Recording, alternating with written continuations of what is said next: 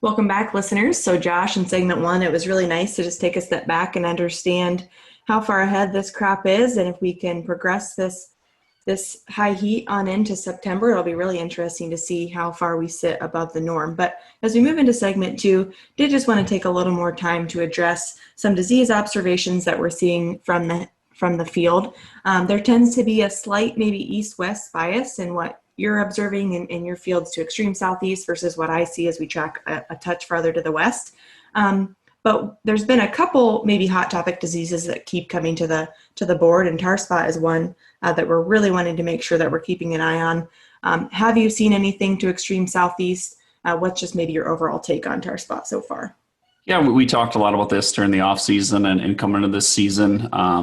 We've been doing a lot of scouting for this. We've had a few leaves that are suspect, a few which have been sent in, and we're waiting for results. I'm seeing a little bit more tar spots showing up in extreme western Wisconsin, kind of across the border there. A few more pictures on social media, into Iowa, and I don't think disease is over yet. I actually it just kind of has a feel that disease is going to play a big role in this corn crop down the stretch, whether it be, some gray leaf spot, whether it be tar spot, we start getting these foggy, dewy mornings, northern corn leaf blight could still show up. So I think there's still going to be, a lot to talk about and a lot to monitor from that standpoint, but stay tuned. And, Allie, as you go west, it's a little bit different. And, bacterial leaf streak has been a kind of a hot topic this summer as well in corn.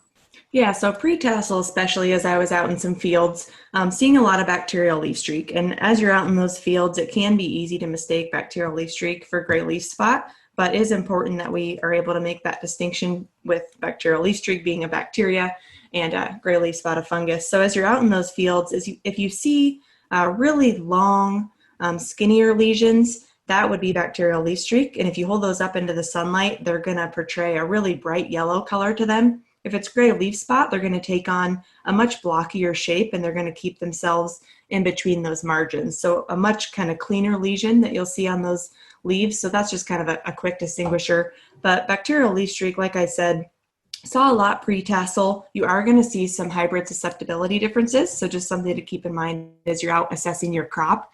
What makes it a little more difficult, because it is a bacteria, a lot of folks are trying to understand how can we slow this down, the progression of that down once we see it in our fields.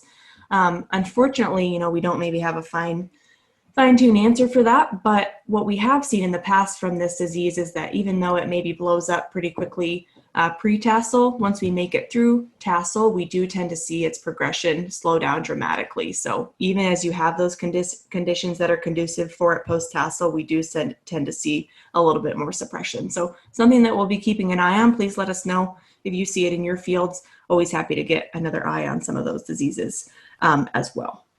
Yeah, and Allie, I've seen some of the pictures from you and the Team West, and it can look pretty significant. And if you do walk, if you spend our time in any field, I think you can find it, almost in every field. Sometimes you have to look a little bit harder, but I know in some cases I was seeing it, and it was so minor, it just didn't really catch my eye, and I probably just walked by it, no big deal. And I started seeing more pictures and looking a little harder for it. It's definitely out there, and we'll see how that progresses. My personal feeling is that at least in this given year, what I've seen, I don't know if we're going to see really any yield impact from it, or if it is, it'll be very, very minor. But again, very new disease in the entire Corn Belt, not just here. It's very new and a lot to learn. I think we'll get a better handle on this at the end of the year of hybrid tolerance and how maybe some of the infections maybe hurt yield or don't hurt yield. We should have plenty of data through our PK locations, and if we do some scoring late, we should be able to maybe connect some dots, see what the impact was on that. So yeah, a lot to talk about there. Like I said, I still think disease is going to be a big talking point here with a solid month to go here of the heart of the growing season, and soybean wise too. White mold, Allie, I have seen a couple fields where the beans got really tall, really big, that are getting hit by white mold pretty hard.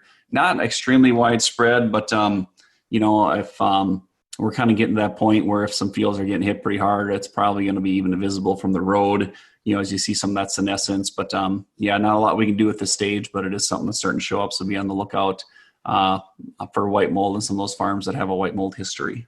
Yeah, so white mold, like you said, maybe a few locations popping up there. I think another thing on the bean side of things, thistle caterpillars were a pretty hot topic Hmm. last year. I hadn't seen a lot yet this year.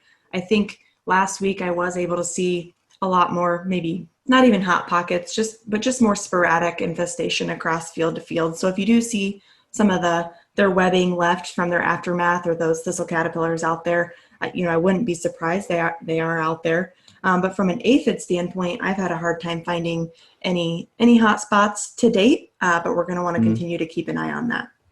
Yeah, I don't want people to think I'm a lazy agronomist, but I haven't seen an aphid yet. And I do walk fields, I promise. I know they're out there. I've seen pictures. I got colleagues that have seen them. But yeah, we're kind of getting to a point where if they don't really start showing up within the next 10 to 12 days, pretty good chance they could run out of time to really reach a population that meets threshold. But I'll make sure I walk some more bean fields between now and the next episode, and we'll give you some more updates a week from now.